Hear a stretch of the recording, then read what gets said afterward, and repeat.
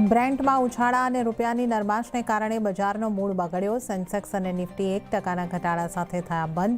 Bank Nifty પણ 540 પોઈન્ટનો જોવા મળ્યો ઘટાડો। મિડ કેપ અને સ્મોલ કેપમાં પણ રહી વધારે વેચવાલી।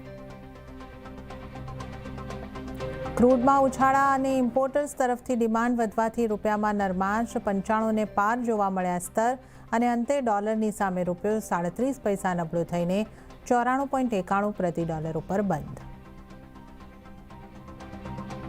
અમેરિકા ઈરાનમાં વધી રહેલા તણાવ અને હોર્મુઝમાં નાકાબંધીથી કાચા તેલમાં જોરદાર ઉછાળો। $125 પ્રતિ બેરલને પાર ગયો બ્રેન્ટનો ભાવ। 1 અરબ બેરલ સપ્લાય ઘટવાની આશંકા। મુંબઈ એરપોર્ટ પર સ્પાઇસ જેટની ઘણી ફ્લાઇટ્સ લેટ અને રદ થવાથી યાત્રી પરેશાન। દિલ્હી, બેંગલુરુ અને અમદાવાદની ઉડાણ પણ પ્રભાવિત।